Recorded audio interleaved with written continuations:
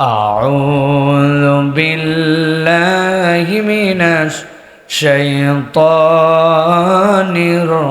الرجيم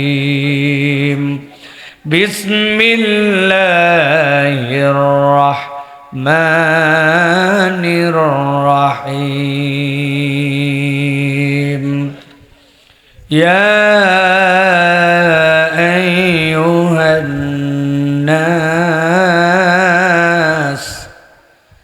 أيها الناس قد جاءتكم موعظة من ربكم وشفاء لما في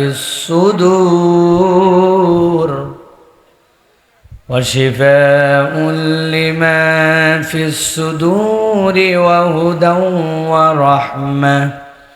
ورحمة للمؤمنين. وقال الله سبحانه وتعالى آمرا ومخبرا إن الله وملائكته يصلون على النبي يا أيها الذين آمنوا صلوا عليه وسلموا تسليما.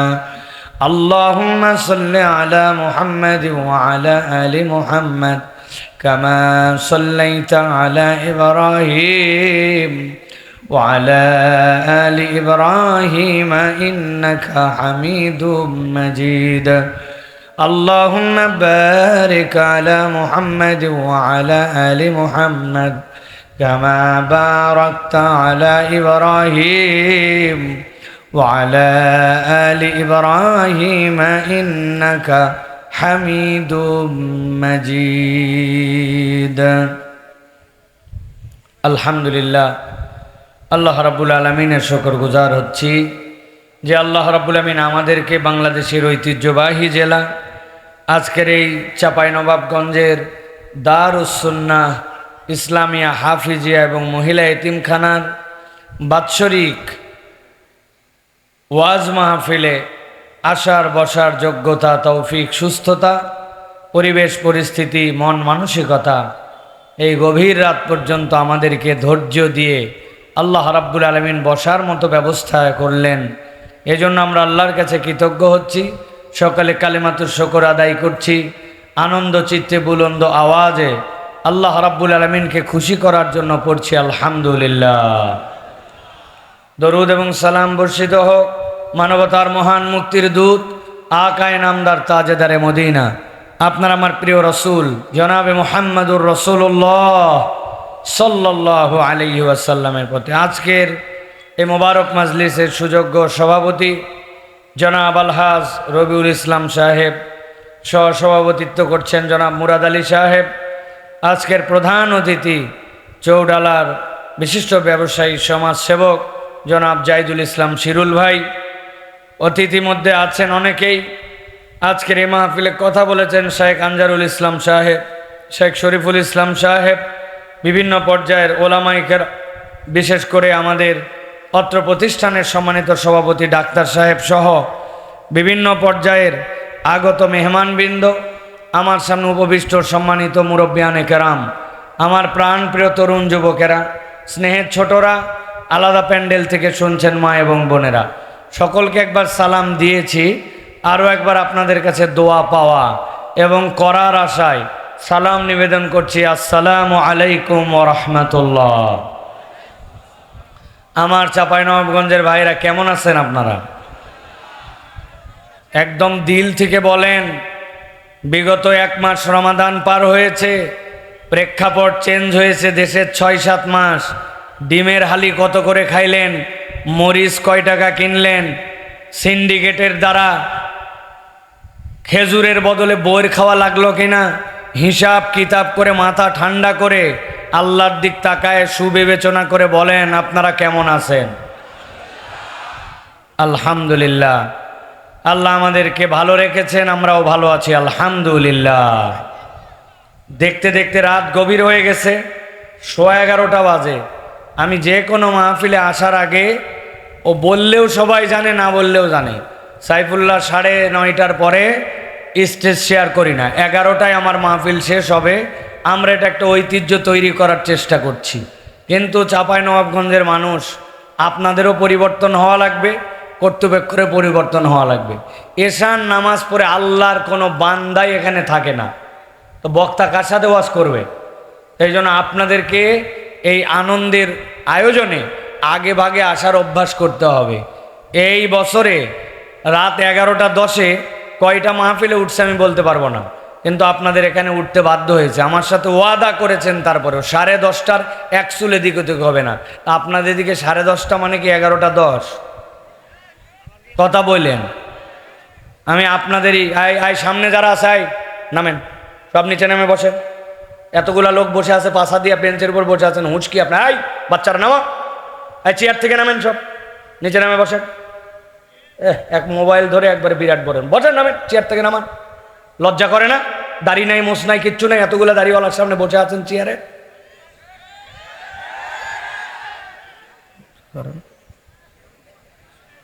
আপনারা যারা দাঁড়ায় আছেন ভিতরে আসেন, ভিতরে আছেন সবাই। আর যদি দাঁড়ায় শুনতে মন চায়, সমস্যা নাই। আমাদের সমস্যা আছে?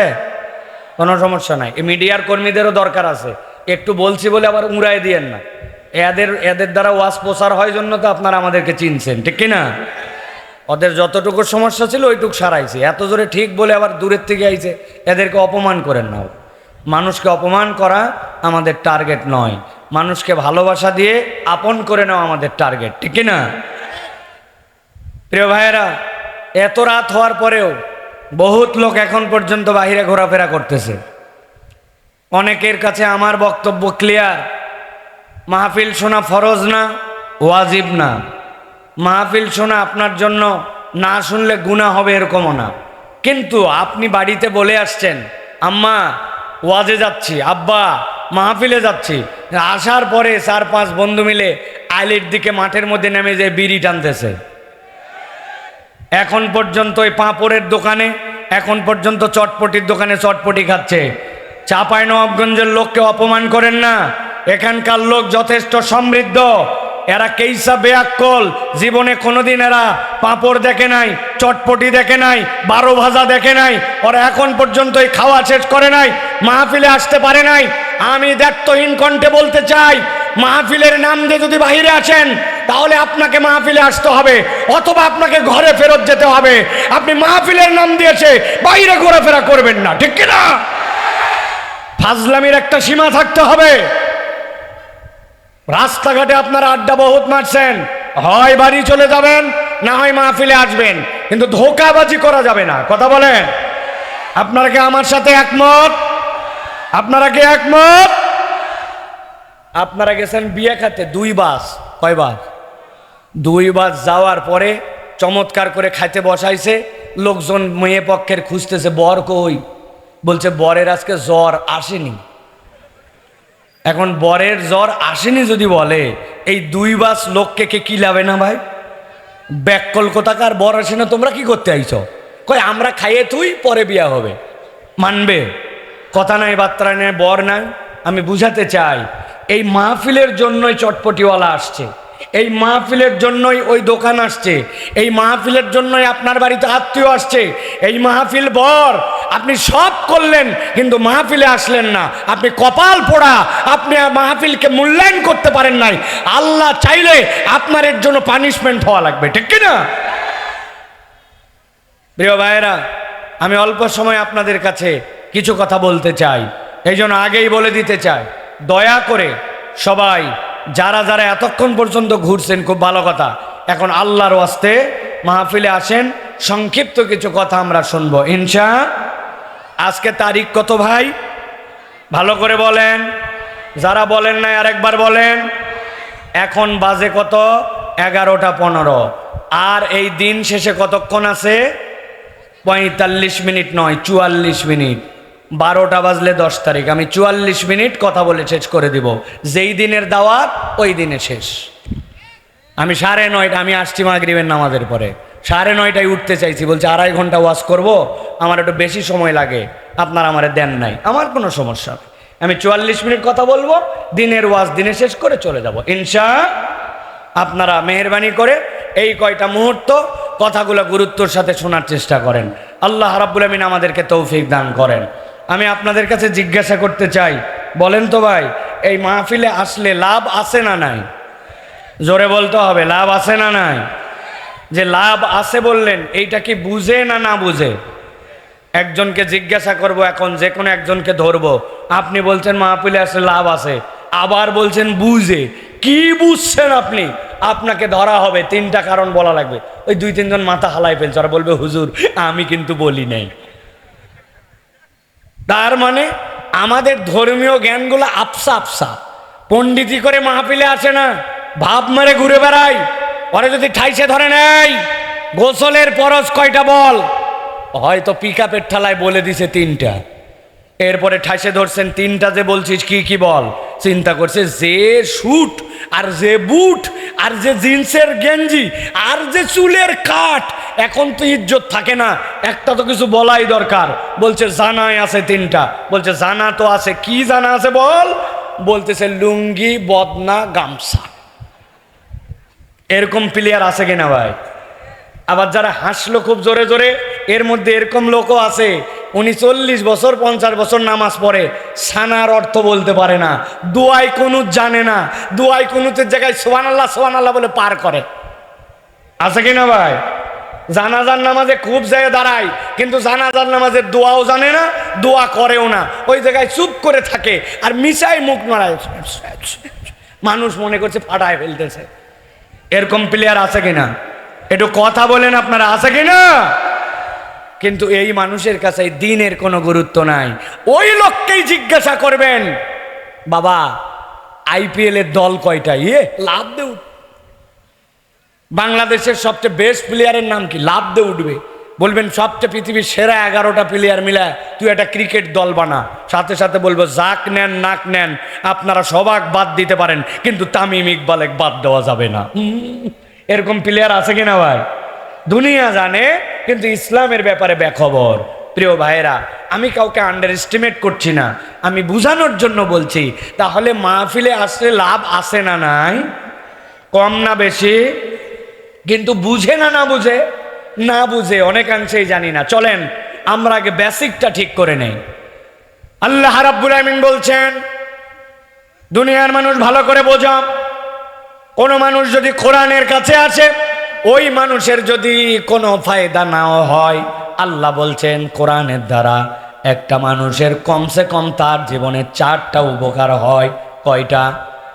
আল্লাহ রাব্বুল আমিন কোরআনে বলছেন, ইয়া আইয়ুহান নাস ক্বাদ জাআতুকুম মাউইযাতুম মির রাব্বিকুম ওয়া শিফাউল লিমা ফিস সুদূর।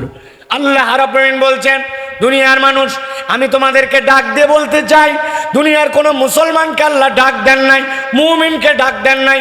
আল্লাহ বলছেন, ইয়া আইয়ুহান নাস ক্বাদ জাআতকুম মাউইযাতুম মির রাব্বিকুম ওয়া শিফাউল লিমা ফিস সুদূরি ওয়া হুদাও ওয়া রাহমাতুল লিল মুমিনিন।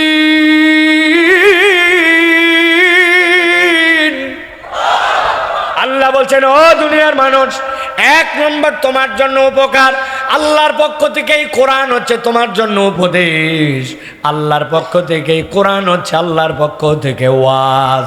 আমি আমার ভাষায় বোঝানোর জন্য বলি, এই কোরআন হচ্ছে আপনার আমার জন্য আল্লাহর পক্ষ থেকে প্রেসক্রিপশন। আল্লাহ রাব্বুল আমিন জগতের মানুষকে কোরআনকে প্রেসক্রিপশন করে দিয়েছেন।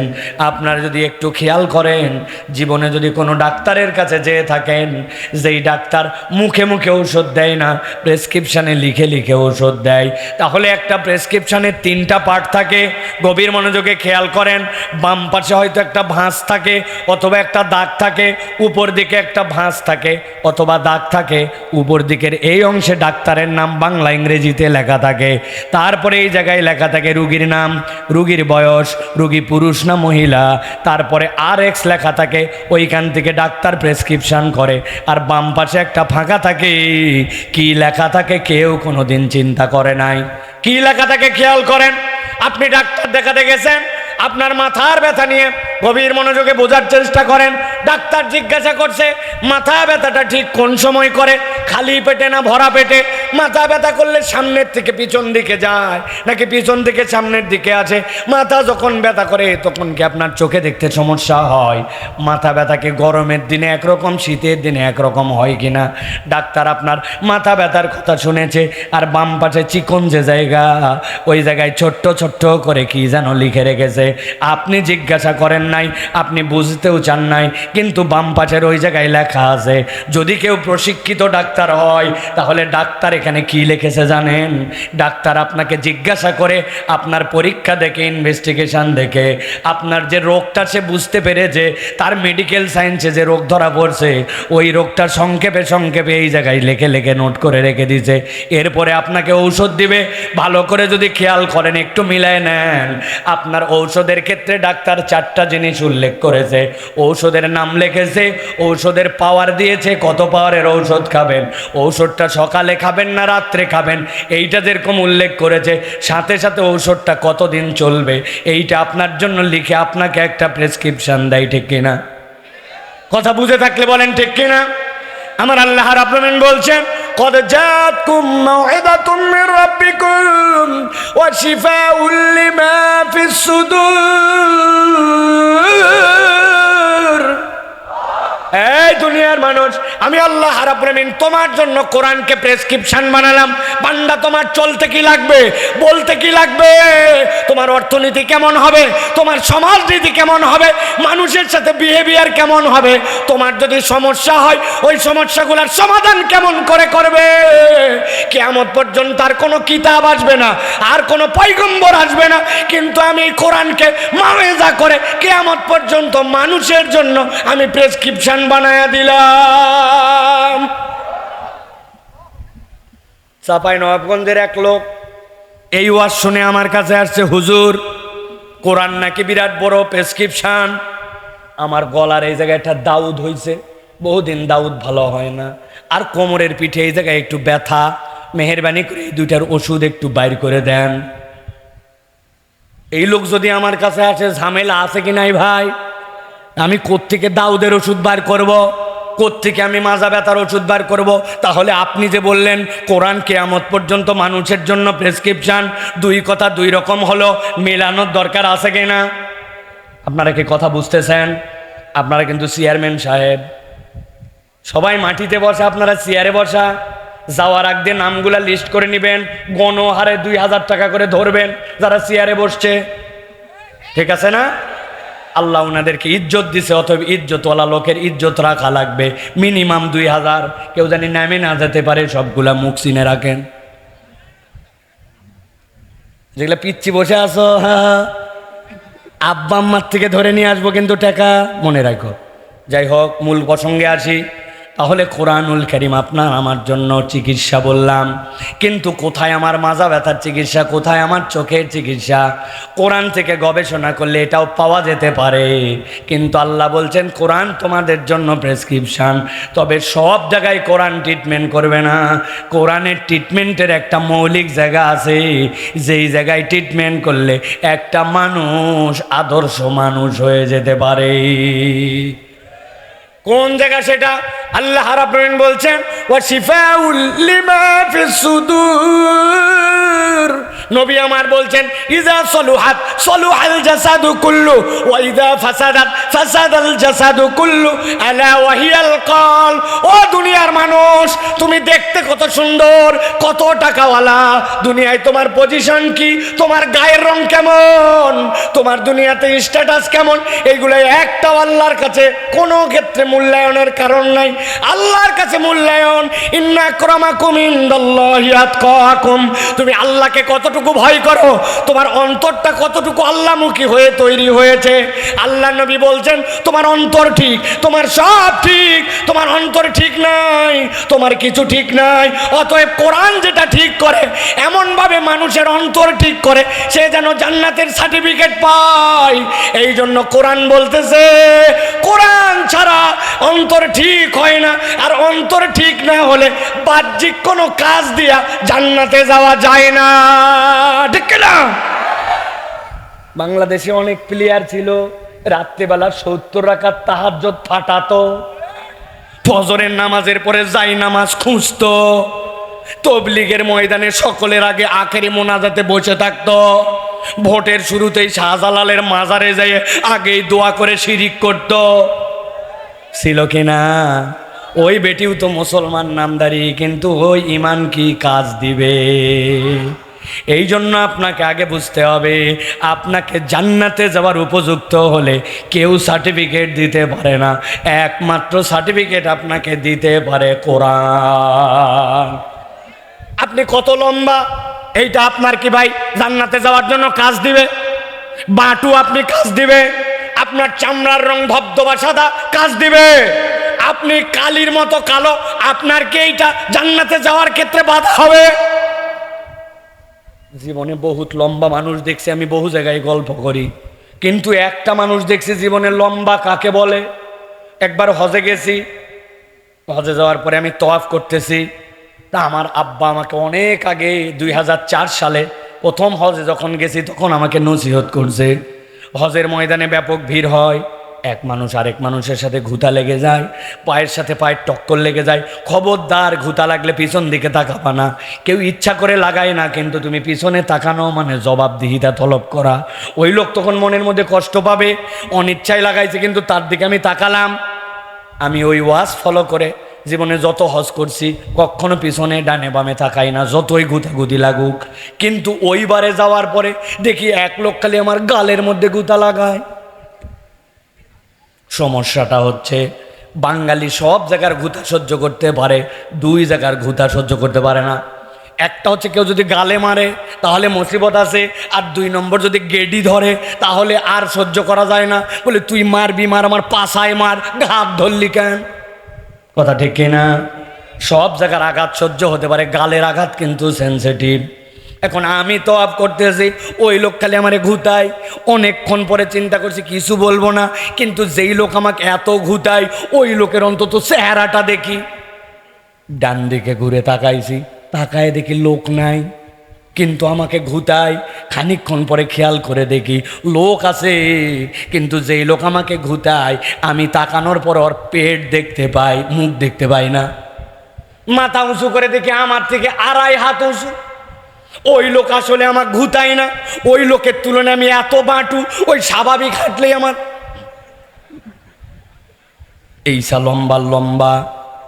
আরেকবার দেখি টিভির মধ্যে খেলা হচ্ছে, কি রে হেলমেটের ভিতর দিয়ে দেখি মাঝে মাঝে খালি আলো জ্বলে আর বন্ধ হয়। চিন্তা করলাম হেলমেটের ভিতর তারাবাতি কেমনে লাগালো। খানিকক্ষণ পরে খেয়াল করে দেখি আসলে তারাবাতি না, যেই প্লেয়ার খেলতেছে ওই প্লেয়ার মুখের মধ্যে চুইনগাম রাখছে। মাঝে মাঝে যখন চুইনগাম চাবায় তখন দাঁত দেখা যায়, বাকি সময় অন্ধকার। ওয়েস্ট ইন্ডিজের প্লেয়ার। প্রিয় ভাইয়েরা, আমি আপনাদের বুঝ দেওয়ার জন্য বললাম, দুনিয়ায় আপনি কত ধলার, কত কালা, কত লম্বা, এইগুলা আপনার জান্নাতে যাওয়ার কারণ অথবা বারণ নয়। জান্নাতে যেতে হলে কোরআনের দেওয়া সার্টিফিকেট অনুযায়ী ফিটনেস লাগবে। কথা ঠিক কিনা? একটা উদাহরণ দেই যুবকেরা, মাথা ঠান্ডা করে দিলের মধ্যে ঢুকায় নাও। চাপায়ের একটা ছেলে হঠাৎ করে একদিন পেপার পড়তে বসেছে। পেপার পড়তে পড়তে হঠাৎ করে খেয়াল করে দেখে পেপারের মধ্যে বাংলাদেশ সেনাবাহিনী একটা অ্যাডভার্টাইজমেন্ট দিয়েছে। লেখা আছে সেকেন্ড লেফটেন্যান্টে কমিশন র্যাঙ্কে সেনাবাহিনীতে লোক নিয়োগ দেওয়া হবে। যদি আপনি সেনাবাহিনীর সৈনিক পদে ঢোকেন, সারা জীবন যত আপনি কমিশন পান, যত আপনি প্রমোশন পান, আপনার প্রমোশনের শেষ হচ্ছে ওয়ারেন্ট অফিসার। ওয়ারেন্ট অফিসারের উপরে আর কোনোদিন প্রমোশন হবে না, ওইটাতে রিটায়ার্ড করা লাগবে, জানেন তো। কিন্তু আপনি যদি কমিশন র্যাঙ্কে ঢোকেন, সেকেন্ড লেফটেন্যান্টে, আপনি কোনোদিন বাংলাদেশ সেনাবাহিনীর চিফও হয়ে যেতে পারেন, কপাল ভালো থাকলে। যোগ্যতা কি? প্রাথমিক যোগ্যতা 4টা। গভীর মনোযোগ আমার দিকে তাকান। 1 নম্বর যোগ্যতা এসএসসি এবং এইচএসসি উভয় পরীক্ষায় কমসে কম 2nd ডিভিশন। 2 নম্বর যোগ্যতা 5 ফিট 6 ইঞ্চি লম্বা হওয়া লাগবে। 3 নম্বর যোগ্যতা কোনো রকম ফৌজদারি মামলার আসামি হওয়া যাবে না, কেস কামারি থাকা যাবে না। 4 নম্বর যোগ্যতা শারীরিকভাবে ফিট হওয়া লাগবে। চাপায়ের এক ছেলে এইটা দেখে বিরাট খুশি হয়ে গেছে। বেটা যা যা যোগ্যতা চাইছে প্রাথমিক নির্বাচনের জন্য সব আমার আছে। 1 নম্বরে চাইছে 2nd ডিভিশন, উভয়টাতে আমার গোল্ডেন A+। চাইছে 5 ফিট 6 ইঞ্চি, আমি বেটা 6 ফিট লম্বা। চাইছে কোনো ফৌজদারি মামলায় নাম থাকা যাবে না, আমার বাপ দাদার বংশে কারো ফৌজদারি মামলা নাই। দেখতে শুনতে 6 ফিট মানুষ, কেইসা স্বাস্থ্য, কেইসা সুন্দর, ফিটনেস তো আমার রেডি আছে। ওই ছেলে আবেদন করে দিছে। কিছুদিন পরে বাংলাদেশ সেনাবাহিনী থেকে প্রাথমিক নির্বাচনের জন্য ঢাকাতে ধরেন তাকে, ঢাকা ওই যে চলে আসো কাগজপত্র নিয়ে। থানার থেকে কাগজ তুলছে, SSC HSC সার্টিফিকেট নিছে, এলাকাবাসীর দোয়া নিয়ে, মা বাপের দোয়া নিয়ে ঢাকায় রওনা হয়ে গেছে। সেনাবাহিনীর ক্যাম্পে যাওয়ার পরে বলছে প্রথমে তোমার কাগজ দেখাও। ওরে বাবা, চাইছে 2nd ডিভিশন, গোল্ডেন A+, দুইটাই ওকে। যাও পরের ডেস্কে যাও, থানা ক্লিয়ারেন্সের কাগজ দেখাও, বাপ দাদার বংশে কোনো ফৌজদারি মামলা নাই, ওকে। এবার খালিগা হয়ে যায়, সামনে যাও, সামনে দেখো ওই জায়গায় তো ওই জায়গায় দড়ি বান্ধা আছে, 5 ফিট 6 ইঞ্চি, তোমার হাইট ঠিক আছে কিনা মাপো। ওই বেটা 6 ফিট লম্বা, দড়ির নাক বাইতে গেছে ওর। বলছে বাপ রে লম্বা, তুই নিচ দিয়ে যা।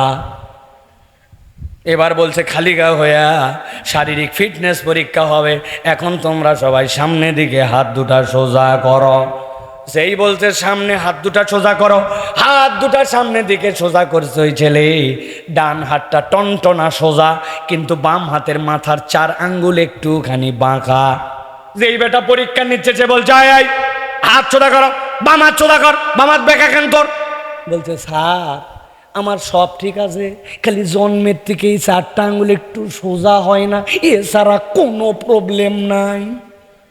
বুঝে থাকলে চাপায়ের লোক একযোগে উত্তর দেন, 6 ফিট লম্বা, উভয়টাতে গোল্ডেন A+, বিরাট বড় ফৌজদারি মামলাহীন ব্যক্তিত্ব, দেখতে শুনতে হৃষ্টপুষ্ট, বুক নিঃশ্বাস নিলে 44 ইঞ্চি পর্যন্ত ফুলে যায়, কিন্তু বাম হাতের 4 আঙ্গুল একটুখানি ভাঁজ। এই লোকটাকে কি সেনাবাহিনীতে সুযোগ দিবে? যারা বললেন না তারা বোধহয় বোঝেন নাই, সুযোগ দেবে। আমার আল্লাহ রাব্বুল আলামিন বলছেন, ইয়া আইয়ুহান নাস ক্বাদ জাআতকুম মাউইযাতুম মির রাব্বিকুম ওয়া শিফাউল লিমা ফিস সুদুরি ওয়া হুদাও ওয়া রাহমাতুল লিল মুমিনিন।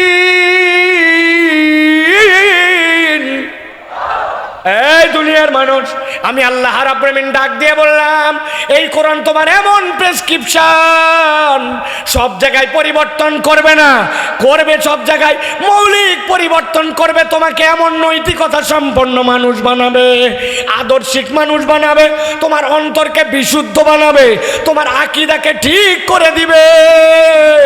তোমার দুনিয়াতে টাকা কম থাকতে পারে, পাওয়ার কম থাকতে পারে, দেখতে অসুন্দর হতে পারো, আফ্রিকার গহীন কোনো জঙ্গলে বাস করতে পারো, কিন্তু কোরআন তোমাকে এমন ফিটনেস দিবে আর কেউ দিতে পারে না। কোরআনের ফিটনেস দিয়ে জান্নাতে যাওয়া যায়, এছাড়া অন্য কোনো উপায় নাই। আল্লাহ বলছেন 3 নম্বর কি দিবে? 3 নম্বর হচ্ছে তোমার জন্য হুদা। সবাইকে একসাথে বলতে হবে, বললেই 30 সওয়াব। কোরআন হচ্ছে আপনার আমার জন্য কি? আরেকবার বলেন। ওই পেছনের থেকে কোনো কথা বলে না, সামনের লোক খালি কথা বলে। ওনারা কি আমাদের সাথে না আলাদা? সাথে না আলাদা? বলেন না কেন আপনারা? কোরআনের নাম কে? হুদা। হুদা মানে পথ প্রদর্শক, হুদা মানে গাইডেন্স।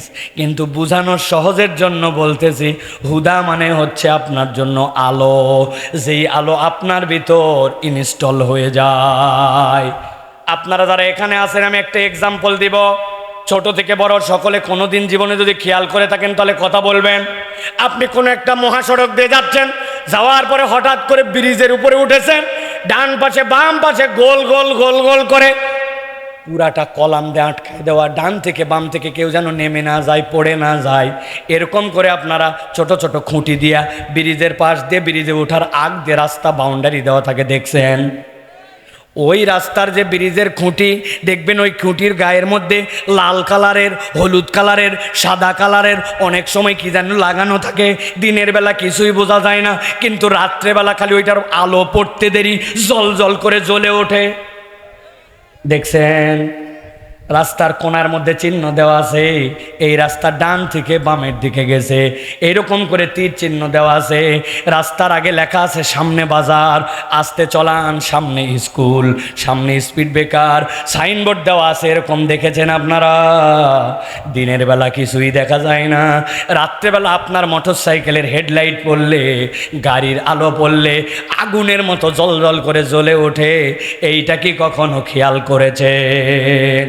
ভালো করে মাথার মধ্যে ঢুকায় নেন আর বোঝার চেষ্টা করেন, ওই যেটা আপনার জল করে জ্বলে উঠলো, ওর ভিতরে কি আলো আছে? ওইটা রিফ্লেক্টর স্টিকার, আপনার আলো পড়লে ওইটা জ্বলে উঠবে। আল্লাহ বলছেন কোরআন হচ্ছে তোমার জন্য হুদা।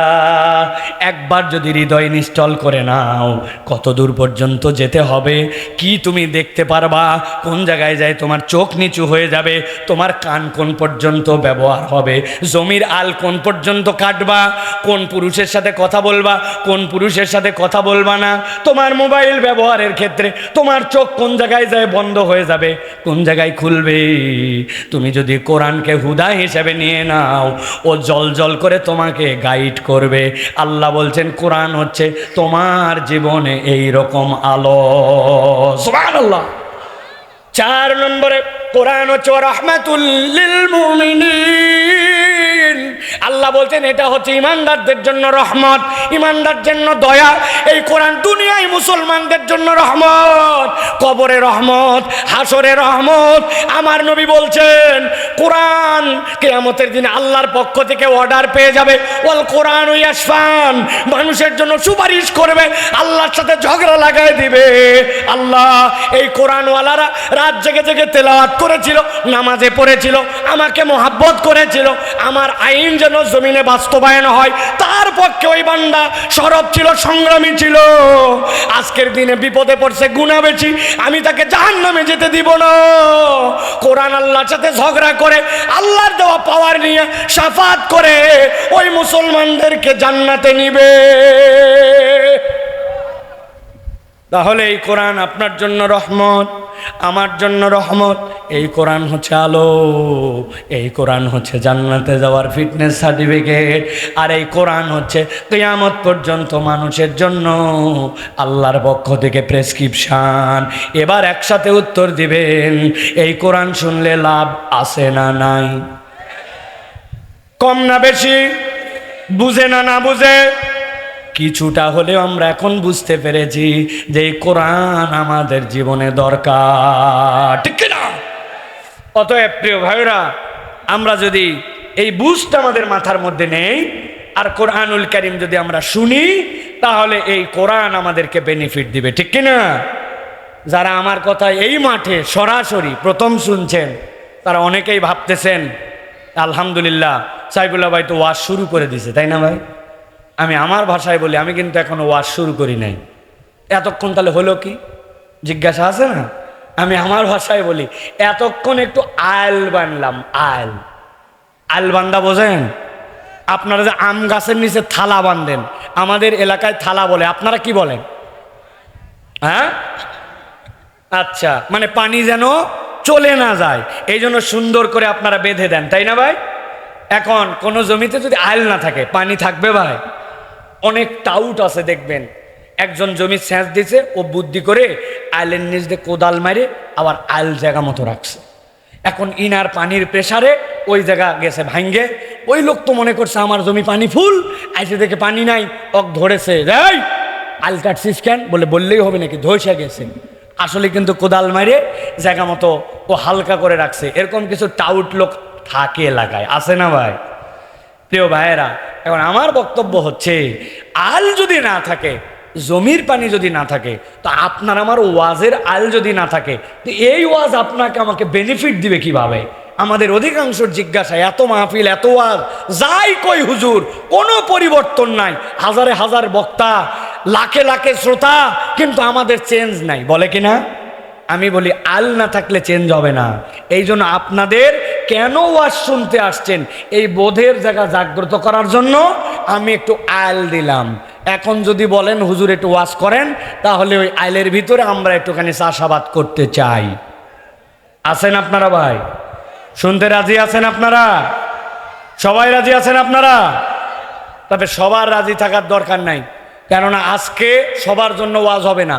যাদের বয়স 40-এর উপরে আপনাদের জন্য গণছুটি ঘোষণা করা হলো, আপনারা বাড়ির যান মুরব্বীরা, আপনাদের ওয়াজ আজকে হবে না। আজকে ওয়াজ হবে শুধুমাত্র ইয়াংদের জন্য ইনশাআল্লাহ। তবে মুরব্বীরা বাড়িতে যায় লাভ নাই, কেননা সব আমার চাচি আম্মারা ভাবিরা সব চলে আসছে, বাড়ির চাবি উনাদের কাছে, আপনাকে যায় খলায় বসে থাকা লাগবে, ঠিক না ভাই? তার থেকে ভালো এখানে বসে থাকাই ভালো। তাহলে আপনারা কিছু কথা শুনতে রাজি আছেন ইনশাআল্লাহ? সবাই কারা কারা রাজি আছেন দুই হাত উঁচু করেন। তকবীর দেওয়া লাগবে না, থামেন থামেন, তকবীর দেওয়া লাগবে না, তকবীর দেওয়া লাগবে না, হাত নামান, হাত নামান। আগে আপনারা সিদ্ধান্তে আসেন আমার সাথে যে আপনাদের হাতের মোবাইলে যদি ডিস্টার্ব না থাকে, গিরিজে যদি প্রবলেম না থাকে, আর হাত তোলার মানে যদি সোজা করে হয়, হাত তোলার মানে এরকম এরকম এরকম যদি না হয়, হাত সোজা করা মানে যদি এরকম হয়, তাহলে একসাথে সকলে এই সোজা করে হাত তুলবেন, আর হাত তোলার পরে ডানে বামে তাকায় দেখবেন কারা কারা হাতটা তুলতে পারে নাই। রাজি আছেন সবাই? সবাই রাজি? প্রবলেম যদি থাকে ভিন্ন কথা ভাই। অনেক সব দরজায় খুলতে লাগলে যে শব্দ হয় না এরকম না, কিছু দরজা আছে দেখবেন খুলতে লাগলে খুব শব্দ হয়। মোবাইল নাই, কে কে দরজা লাগালে এলাকার লোক সবাই জানতে পারে, আছে না? দেখুন আপনার যদি মোবাইল না থাকে তা আপনি তো সোজা করতে পারবেন না, গিরিজ দেননি, মোবাইল দেন। আর আল্লাহ যদি মোবাইল গিরিজ দিয়ে রাখে আর আপনি যদি হাত সোজা না করেন তো খবর আছে। টান টান করে দুটো হাত সোজা করেন। সবাই করছেন? শক্ত করছেন? মাজা টান হইছে, মাজা টান হইছে। এবার একটু পিছন দিকে দেন, পিছনে জোরে জোরে, এবার একটু সামনে দেন, মাশাআল্লাহ। এবার একটু সোজা করেন, এবার একটু ডানে দেন, এবার একটু বামে দেন। এবার একটু রিল্যাক্স করে বসেন, হাত দুটা সোজা করেন, হাত সোজা করেন, রিল্যাক্স করে বসেন, একটু নড়ে চড়ে বসেন। এবার ডানে বামে তাকায় দেখেন কারা কারা উঠাতে পারে নাই, চেহারাগুলো দেখেন, ডানে বামে তাকান, উঠাইছে সবাই। এবার হাত সোজা করেন, সোজা সোজা। এবার গলাটা একটু পরিষ্কার দেন, সামনে না ওই পেছন থেকে পরিষ্কার দিবেন, সামনে চুপচাপ থাকেন। 5টা খুঁটির পরে যারা আছেন তারা একটু গলাটা পরিষ্কার দেন। হ্যাঁ মাশাআল্লাহ, হাত সোজা করেন, এবার সোজা করেন, সোজা করছেন। এবার একটু নড়াচড়া দেন, জোরে জোরে জোরে জোরে, মাশাআল্লাহ মাশাআল্লাহ, নড়াইছেন সবাই। এবার হাত সোজা করেন এক ধাক্কায় দিয়েছেন। এবার এবার বুক বরাবর নেন, এই বরাবর, হ্যাঁ। বাকি ওয়াজ এইভাবে হবে। রেডি সবাই? এবার আকাশ বাতাস মুখরিত করে আমরা একটা তাকবীর দেব ইনশাল্লাহ। পারবেন ইনশাল্লাহ? যারা হাজার বলার পরেও জোরে তাকবীর দিতে পারবেন না তারা বলেন আল্লাহুম্মা আমিন। আহা,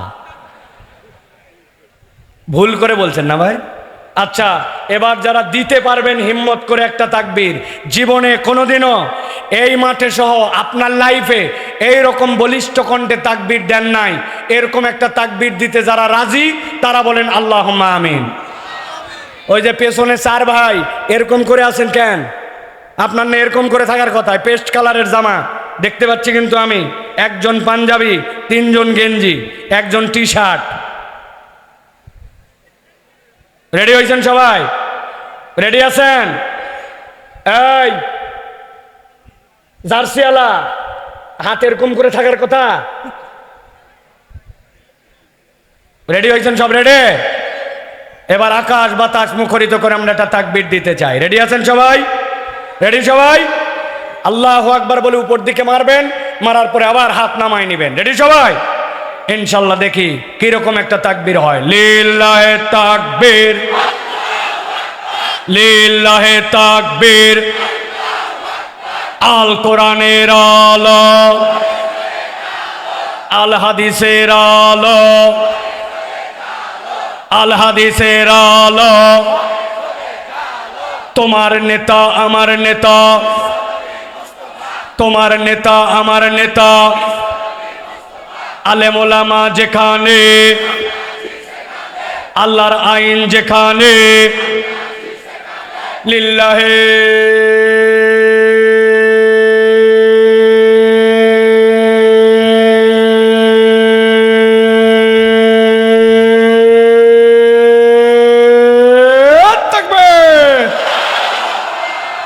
আলহামদুলিল্লাহ, হাত নামান।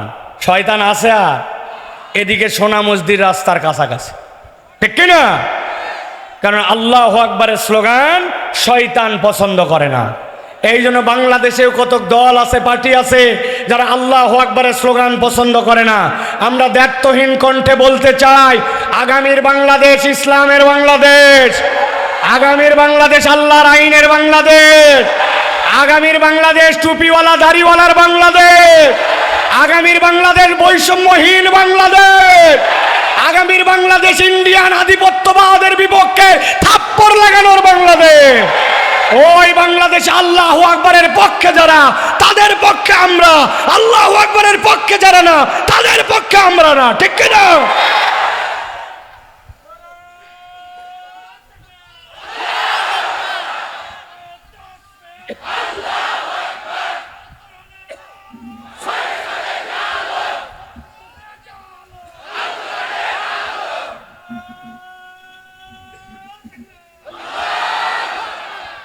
আলহামদুলিল্লাহ বলেন। কিছু মানুষকে শয়তান বুঝাইছিল, রাত গভীর হয়ে গেছে, অনেকক্ষণ শুনেছি ওয়াজ, এখন বাড়ির চল। ওই শয়তান আর নাই, ঠিক কিনা? এখন অন্তত আরো 1 ঘন্টার চার্জ হয়ে গেছে, ঠিক কিনা ভাই? আমাদের কোনো শক্তি নাই, কিন্তু ইমানদাররা শক্তি দিয়ে কখনো পৃথিবীতে যেতে নাই। ইমানদার জিতেছে ইমানের বল দিয়ে আর আল্লাহু আকবারের ধ্বনি দিয়ে, ঠিক কিনা? ওই বদর থেকে ইয়ারমুক, পুরা প্রান্ত থেকে প্রান্ত ইসলাম বিজয়ী হয়েছে। আজকে গাজার মুসলমানকে তোমরা মারো, কিন্তু আমরা তোমাদেরকে দায়িত্বহীন কণ্ঠে বলতে চাই, যতই মারো আমাদেরকে মিটায় দিতে পারবা না। আমাদেরকে মারবা, এই রক্তের প্রতিটা ফোঁটা থেকে এক একটা বিপ্লবীর জন্মগ্রহণ করবে। সেই দিন আমাদের সামনে আসবে, যেই দিন তোমরা গাছের পিছনে যে আড়ালে দাঁড়াবা, গাছ বলবে রেহাই নাই, আমার পিছনে ইহুদির বাচ্চা লুকায় আছে, একটা একটা করে খতম করা হবে। ওই শতাব্দী, এই শতাব্দী ইসলামের বিজয়ের শতাব্দী ইনশাআল্লাহ। আগামী 12ই মার্চ ফর গাজা অনুষ্ঠিত হবে ঢাকায় ইনশাআল্লাহ। এই প্রোগ্রামের ধারাবাহিকতায় আগামী 12ই মার্চ 3টার সময় যারা ঢাকাতে যেতে পারবেন পুরা বাংলাদেশের 5 কোটি মানুষ রাস্তায় নেমে আসবে। আপনার বাচ্চা কাচ্চা সবাইকে নিয়ে, ফিলিস্তিনের পতাকা, বাংলাদেশের পতাকা নিয়ে কিচ্ছু করতে পারি নাই। আমার বাড়ির সামনে থেকে কেন্দ্র মসজিদ, শহীদ মিনার, এই পর্যন্ত আমি মার্চে নেমে আসছি। লিল্লাহে তাকবীর, আল্লাহু আকবার, ফিলিস্তিন ফিলিস্তিন, জিন্দাবাদ জিন্দাবাদ, গাজাবাসী তোমাদেরকে আমরা ভুলি নাই। এই স্লোগানে আগামী 12ই মার্চ শনিবার দুপুরবেলা পুরা বাংলাদেশে পৃথিবীর ইতিহাসে সবচেয়ে বড় গণসমাবেশ অনুষ্ঠিত হবে ইনশাআল্লাহ। আপনারা শরীক হবেন তো ইনশাআল্লাহ? মিজানুর রহমান আজহারি ভাই, শায়েখ আহমদুল্লাহ, আল্লামা মামুনুল হক, আমার দেশের সম্পাদক, আমাদের সম্মানিত মাহমুদুল হাসান সাহেব সহ বাংলাদেশের সকল ক্রিকেটার, সকল ঘরানার আলেম ওলামা সকলে আগামী 12ই এপ্রিল শনিবার ইনশাআল্লাহ এই গণজমাবেশ, যে যার জেলা থেকে, থানা থেকে, পাড়া থেকে, মহল্লা থেকে, বাচ্চা কাচ্চা সকলে, আমরা গাজাবাসীর জন্য কিচ্ছু করতে পারি নাই, কিন্তু তাদের সমর্থনে আমি রাস্তায় নেমে এসেছি। আল্লাহকে দেখাই, আল্লাহ এইটুকুই আমার সামর্থ্য ছিল, আমি শরীক হয়েছি, পারবো ইনশাআল্লাহ। তারিখ কত, বার কি, সময় কখন? কোনো কারো আহ্বান নাই, কোনো কারো ব্যানার নাই। আমরা আমাদের দাবিতে পাড়া থেকে, মহল্লা থেকে, মসজিদ থেকে, ইমাম মুয়াজ্জিনের নেতৃত্বে বা জোহর থেকে আমরা পুরা দেশে বের হব ইনশাআল্লাহ। রাজি আছেন আপনারা? নাকি ওই দিন দুপুরবেলা ঘুমায় যাবেন? অনেক রোদ, হালকা বৃষ্টি, শরীর খারাপ, যাইয়ে কি হবে এরকম শয়তান বুঝ কিন্তু দিবে, ঠিক কিনা?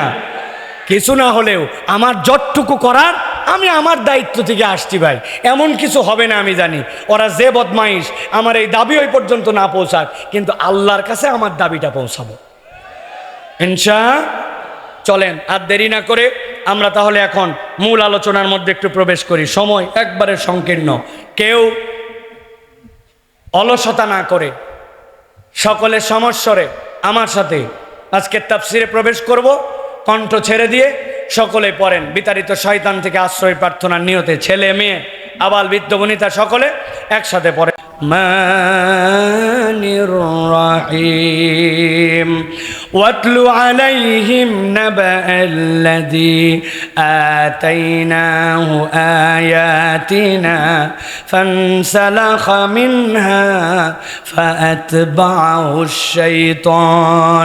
فأتبعه الشيطان فكان من الغاوين ঠান্ডা মাথায় গভীর মনোযোগে বোঝেন আল্লাহ রাব্বুল আলামিন নবীজিকে বলছেন ও আমার হাবিব আপনার প্রতি দায়িত্ব দেওয়া হলো ওয়াতলু আলাইহিম আপনি আপনার উম্মতের কাছে এই বার্তাটা তেলাওয়াত করেন কোন পর্যন্ত কিয়ামত পর্যন্ত অনাগত উম্মতের জন্য এই বার্তাটা আপনি জানায় দেন তেলাওয়াত করে জানান কি জানাবেন আল্লাহ বলছেন নাবা এমন একটা সংবাদ আল্লাযী যাকে আতাইনাহু আমার পক্ষ থেকে তাকে দেওয়া হয়েছিল আয়াতিনা আমার স্পষ্ট নিদর্শন আব্দুল্লাহ ইবনে মাসউদ বলছেন আল্লাহ এখানে কার কথা বলতে বলেছেন আব্দুল্লাহ ইবনে মাসউদ বলছেন আল্লাহ রাব্বুল আলামিন মূলত এই জায়গায় ফিরআউনের কওমের একজন লোক তার নাম ছিল বালআম ইবনে আবার তার কথা বলতে বলেছেন হযরতে ইবনে আমর বলতেছেন আল্লাহ মূলত এর কাছে উমাইয়া ইবনে আবি সালতের কথা বলতে বলেছেন ইমাম ইবনে কাসির রহমাতুল্লাহি আলাই তার তাফসিরের মধ্যে লিখছেন আল্লাহ এই জায়গায় এমন কতকগুলা দোষণীয় অভ্যাসের কথা বলেছেন ওইটা আল্লাহ ব্যক্তির ক্ষেত্রে বললেও কিয়ামত পর্যন্ত যার ভিতরে এইটা পাওয়া যাবে আল্লাহ মূলত তার ব্যাপারে কথা বলেছেন হযরত আব্দুল্লাহ ইবনে হযরত মাসউদ বলতেছেন আল্লাহ কেন এই জায়গাতে হযরতে বালআম ইবনে আবারের কথা কেন বলতে বললেন বালআম ইবনে আবার ফেরাউনের কওমের এমন একজন লোক ছিল যার আল্লাহর কাছে কোনো বিষয় হাত তুলতে দেরি কবুল হতে দেরি হতো না ওই লোকের কাছে একবার ফেরাউনের লোকেরা গেল যাওয়ার পরে বলল আপনার কাছে আমরা একটা দোয়ার প্রস্তাব নিয়ে আসছি কি দোয়া বলে আমাদের কওমের মধ্যে এমন একজন লোক আসছে আমাদের কওমকে বিভক্ত করে দিচ্ছে ফেরাউনের সাথে গন্ডগোল বাঁধাইছে আপনি তার বিপক্ষে একটু বদদোয়া করবেন সে যেন ধ্বংস হয়ে যায় বলে লোকের নাম কি বলে মূসা বলে মূসার ব্যাপারে তো আমিও কিছু কথা শুনছি কি শুনেছো বলছে মূসা তো একটা ব্যতিক্রম মানুষ সে যখন তার ডান হাত বগলের নিচে দেওয়ার পরে যখন বের করে রাত্রেবেলা হাত দিয়ে এমন আলো বের হয় সূর্যের মতো প্রখর কিন্তু তার হাত পড়ে না আবার যখন হাত বগলের নিচে নেয় সাথে সাথে আলো বন্ধ হয়ে যায় মূসার ব্যাপারে শুনেছি এক পাল মেষ নিয়ে মাঠের মধ্যে চড়াতে যায় যাওয়ার পরে ঘুমায় যায় কিন্তু হাতের যে লাঠিটা মাটির মধ্যে গেড়ে দেয় দিয়ে ঘুমায় থাকে তার কোনো একটা মেষ যদি দুষ্টামি করে পালের থেকে বের হয়ে অন্যদিকে দৌড় দেয় ওই লাঠি একাই জেগে যায় যে ওই মেষকে পিটায়া পালের মধ্যে ঢুকায় আবার নিজেই সেই জায়গায় এসে দাঁড়ায় যায় যেই লোক ঘুমানোর পরেও তার লাঠি কাজ করে যেই লোক হাত বের করলে তার আলো বের হয় ওই লোক তো জাদুকর হতে পারে না হতে পারে সত্য লোক অতএব তার নামে আমি বদদোয়া করতে পারবো না সাথে সাথে বালাম ইবনে আবারের কাছে ফেরাউনের লোকজন 2 নম্বর টোপ দিয়ে দিল বলল শোনো তোমার ওয়াজ শোনার জন্য আমরা আসি নাই এগুলা ঘটনা যে মূসার ঘটে গেলে আমরাও জানি কিন্তু তোমার কাছে আসছি তোমারও স্বার্থে কি স্বার্থ বলে তোমার কাছে আসছি তোমার দোয়া কবুল হয় কিন্তু এরকম আরেকটা লোক যদি রেডি হয় তাহলে তোমার যে প্রভাব প্রতিপত্তি তোমার যে খানকা শরীফে তোমার যে হাদিয়া তোফা তোমার কাছে আর লোক আসবে না মিয়া ওর কাছেও যাবে অতএব বদদোয়া করে ধ্বংস করে দিতে পারলে তুমি একাই হিরো এখন বুঝো তোমার ভালো না কোনটা যদি মন চায় দোয়া করো সে সত্য জানার পরেও আল্লাহর কাছে হাত তুলে বল আল্লাহ মূসাকে তুমি ধ্বংস করে দাও সাথে সাথে বালামের প্রতিও ওহী আসলো আহাদা বালামের প্রতি আল্লাহর পক্ষ থেকে ইলহাম আসলো আল্লাহ তাকে জানায় দিলেন তুমি সত্য জানার পরেও হক প্রকাশিত হওয়ার পরেও ইচ্ছা করে আল্লাহর আয়াত অস্বীকার করলে এই জন্য আজকের থেকে যতদিন বেঁচে থাকবে তোমার আর কোনো দোয়া কবুল করা হবে না আল্লাহ এই নিয়ামত থেকে তোমাকে মাহরুম করে দিলেন আমি আপনাদের কাছে জিজ্ঞাসা করব টনটন করে উত্তর দেন সময় সংক্ষেপ আপনার আমার সমাজে এরকম লোক আছে কিনা যেই লোক আল্লাহর আয়াত জানে আল্লাহর হুকুম জানে কোনটা আল্লাহর বিধান ওইটা তার কাছে ক্লিয়ার থাকার পরেও সে আল্লাহর হুকুমের পায়বন্দি করে না অনুসরণ করে না আল্লাহর হুকুম জানার পরেও ইচ্ছা করে অমান্য করে এরকম লোক আছে না নাই দেখেন তো একটা লোককে আমি চিনাই দেই আপনারা চিনতে পারেন কিনা আপনার এলাকার সাথে মেলে কিনা ঈদের আগে রমজানের 27 তারিখ চাঁপাইনবাবগঞ্জে ঢাকার থেকে ফিরবে, অফিস ছুটি হয়েছে, আসছে গাবতলী, বাসে সিট নাই, কোনো রকম একটা চাপাইগামী বাসের সিটের নাই, কিন্তু তারপরে উঠে পড়ছে ভিতরে, উঠে দেখে পা ফেলার জায়গা নাই, মধ্যে দাঁড়াইছে, মধ্যের রডটা ধরে ডান দিক ফিরতে পারে না, বাম দিক ফিরতে পারে না, কিন্তু ঈদ বলে কথা, তারপরে বাড়িতে আসা লাগবে। ওই লোকটা বাড়ির দিকে রওনা হয়েছে, হায় রে কষ্টের কষ্ট, দাঁড়ানোর মতো পর্যন্ত জায়গা নাই।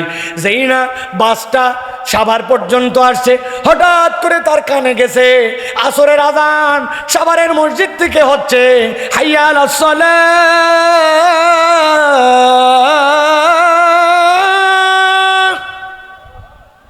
ওর মনের মধ্যে মনে হয়েছে আসরের নামাজ তো পড়া লাগবে, কিন্তু ওই লোক যে নামবে, বাস তো দাঁড়ায় না, অজু নাই, অজু করার বুদ্ধি নাই, ভিতরে যে তায়াম্মুম করবে পরিবেশ নাই, সিজদাতে দিবে কেবলা ঠিক করে প্রথম রাকাতটাই দাঁড়াবে ওই রকম পরিবেশ নাই। ওই লোকের ভিতরে তরপানি, হায় হায় রে কেমনে নামাজ মিস হয়ে গেল, কেমনে আসর পড়ব, কিন্তু কোনো উপায় নাই।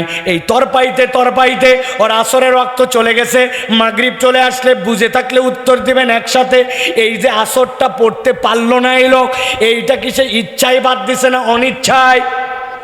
অনিচ্ছায়। ইচ্ছা ছিল কিন্তু উপায় বের করতে পারে নাই।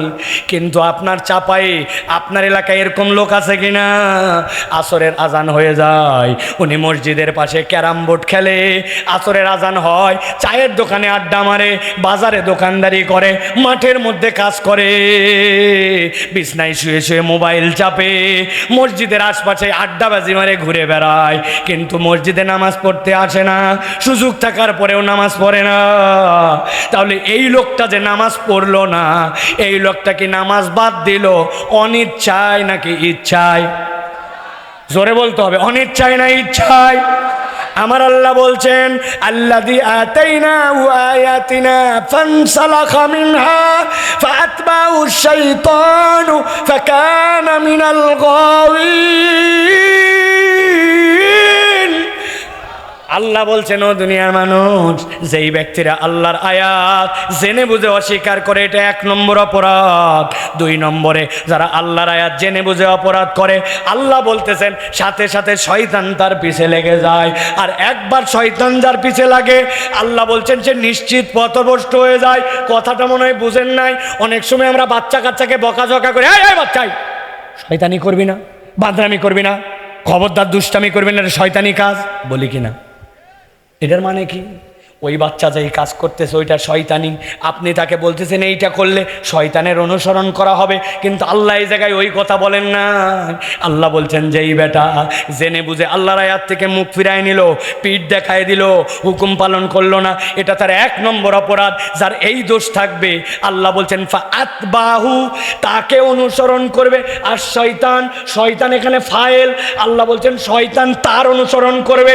একবার যার শয়তান পিছে লেগে যাবে, আল্লাহ বলছেন ফাকানা মিনাল গাওয়িন, তার আর পথভ্রষ্ট হওয়া ছাড়া উপায় নাই। নাউজুবিল্লাহ, জোরে বলেন।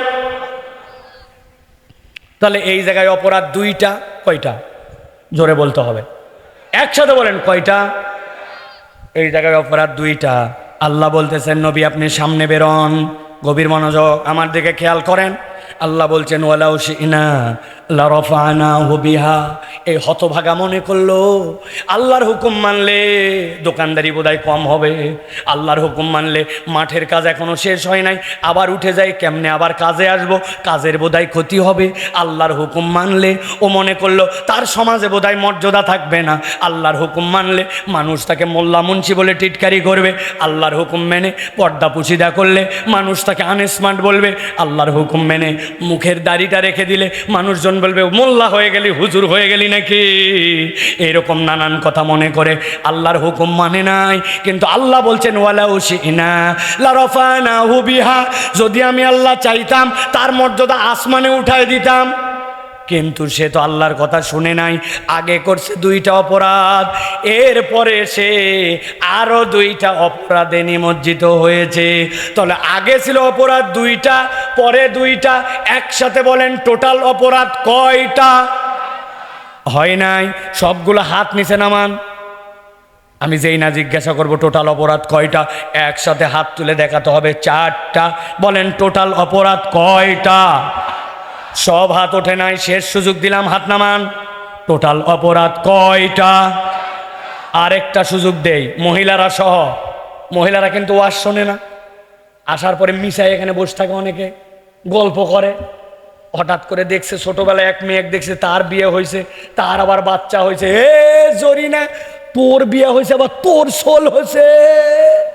এই যে গল্প জুড়িছে, ওয়াজ গোল্লাই যায় আছে কিনা? আবার কতগুলা কোলে করে এক একটা রেডিও চ্যানেল ধরে আনছে, কোনোটার বয়স 1 বছর, কোনোটার 1.5 বছর। আসার পরের থেকে ওই খালি বাকিদের ওয়াজ শোনা শেষ আছে কিনা? মা বোনেরা মনোযোগ দেন, একসাথে সবাই বলেন, তাহলে টোটাল অপরাধ কয়টা? চলেন তাহলে সামনে বের হই। আল্লাহ বলতেছেন, ওয়ালাউ শি'না লারাফনাহু বিহা, যদি আমি চাইতাম আর আল্লাহর বিধান মেনে নিত, আল্লাহ বলছেন তার মর্যাদা আসমানে উঠে যেত। ওয়ালাকিন্নাহু আখলাদা ইলাল আরদ, তার 3 নম্বর অপরাধ হচ্ছে সে নিরেট দুনিয়াদার হয়ে গেল।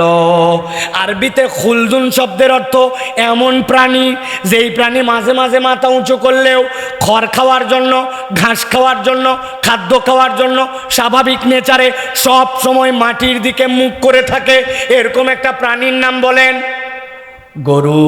আরেকটা বলেন এই যে চতুষ্পদ জন্তু, এরা জমিনের দিকে মুখ করে থাকে। যদিও ছাগল মাঝে মাঝে পা উঁচু করে উপরের কিছু খায়, কিন্তু বেশিক্ষণ 2 পায়ে থাকতে পারে না, আবার জমিনের দিকে চলে যায়। আল্লাহ বলছেন দুনিয়াতেও এমন কতগুলা মানুষ আছে যার মাথাকে আমি আল্লাহ উঁচু করেছিলাম, আল্লাহু আকবার বলার যোগ্যতা দিয়েছিলাম, ওকে আবার রুকু করার যোগ্যতা দিয়েছিলাম, ওকেই আবার সিজদা করার যোগ্যতা দিয়েছিলাম, কিন্তু সে নিজের দাম বোঝে নাই। ওয়ালাকিন্নাহু আখলাদা ইলাল আরদ, সে নিরেট দুনিয়াদার হয়ে গেছে। দুনিয়া পাওয়ার জন্য হালাল হারামের বিবেচনা করে না, আল্লাহর হুকুমের তোয়াক্কা করে না, আর দুনিয়া পাওয়ার জন্য যা খুশি তাই করতে পারে। এরকম লোক আছে কিনা ভাই? খবরদার আছে বলবেন না, বলেন আমরা আছে। কি মজা, চেনেন নাকি দেখেন তো, আমি 2টা লোককে একটু চিনায়ে দিব, ঝামেলা হবে না তো? ঈদের মধ্যে বাজার করতে গেছেন আপনি চাপাই শহরে, আপনাকে কাপড়ের দোকানে দোকানদার বলতেছে, ভাই এই দামে দিতাম না, কিন্তু আপনার মতো চেনা লোক দেখে কেনা দামে দিলাম। বাপ দাদার জন্মে দেখে নাই, কিন্তু ব্যবসায়িক স্বার্থে আপনাকে বানাইছে চেনা লোক। 1000 টাকা মুনাফা করছে, কিন্তু বলছে কেনা দামে দিলাম। আছে কিনা? ওর দোকান হালাল, আইটেম হালাল, ব্যবসা হালাল, কিন্তু নিরেট দুনিয়াদার হওয়ার কারণে হালাল মালও মিথ্যা বলে বিক্রি করে। এইরকম দোকানদার আছে কিনা? আছে। এত বড় দাড়িওয়ালা সকালবেলা কাঁধের মধ্যে কোদাল নিয়ে মাঠের দিকে রওনা হয়েছে। লোকজন জিজ্ঞাসা করছে, হ্যাঁ বা চাচা এত সকালে কুঠি যাচ্ছ? বলতেছে, বাবা আমি আগের মতো মাঠে কাজ করতে পারি না, রোদ উঠলে আমার জমির একটু আল কাটার জন্য যাচ্ছি। আসলে মুরব্বি আল কাটতে যায় না, উনার জমির সাথে যার জমি লাগানো, ওই পারের লোক এখনো আল কাটে পারে নাই, উনি ওই পারের লোকের আগে আল কাটার নাম করে জমিটা একটু 4 আঙ্গুল ঠেলতে চায়। এলাকায় না আছে 1 বিঘার তার জমি হালাল, কিন্তু এই যে মাত্র 4 আঙ্গুল, এই 4 আঙ্গুলের খাজনা নাই, খারিজ নাই, দলিল নাই, কোদাল দিয়ে ঠেলছে। এই জায়গায় যে আবাদ হয়েছে ওইটা তার হারাম। 1 বিঘায় যেইটা হয়েছে হালাল, হারামের সাথে হালাল মিলে গেছে। নিরেট দুনিয়াদারির জন্য দাড়িওয়ালা, টুপিওয়ালা, মুসলমান নামদারি, কিন্তু আল্লাহকে তোয়াক্কা করে নাই। এইরকম মুসলমান আছে কি না? আছে। হালাল হারামের বিবেচনা করে নাই। এত বড় দাড়ি, কত বড় দেখান না, পেকে গেছে। বিকালবেলা একটা পান খাইছে, দাঁত খিলাল করতেছে। এক ছেলে যায় বলছে, চাচা 1000 টাকা হাওলাত দেন জি। ওই যে হাতে টাকা নাই সর। বলছে, চাচা বড় বিপদে আছি গো, বাচ্চাটার ডাক্তার দেখান লাগবে, 1000 টাকা দেন যে। বলছে, বললাম হাতে টাকা নাই, ঝামেলা করছিস। খানিকক্ষণ পরে বলছে, চাচা না বুঝে কিন্তু আপনার কাছে আসি নাই। আজকে কি বার? বুধবার। 1000 টাকা দেন, আল্লাহ যদি বাঁচিয়ে রাখে আগামী শনিবার 1250 টাকা রিটার্ন। বলছে বেকুব কোথাকার, মানুষের হাতে টাকা থাকে নাকি? ঘরে চল। ঘরে নিয়ে চলে গেছে। যাওয়ার পরে 1000 টাকা দিয়ে বলতেছে, লাগলে বল আরো 1000 দেওয়া যাবে। তোর চাচি আম্মাও বসে নাই, এ কাজ করছে। 1000 টাকা দিয়ে আবার বলছে তাড়াতাড়ি কর, যা করবি। আসরের নামাজ পড়ে এসেছি, মাগরিবের নামাজ তাকবীরুল সাথে জামাতে ধরবো, ঝামেলা বাড়াস না, তাড়াতাড়ি কর।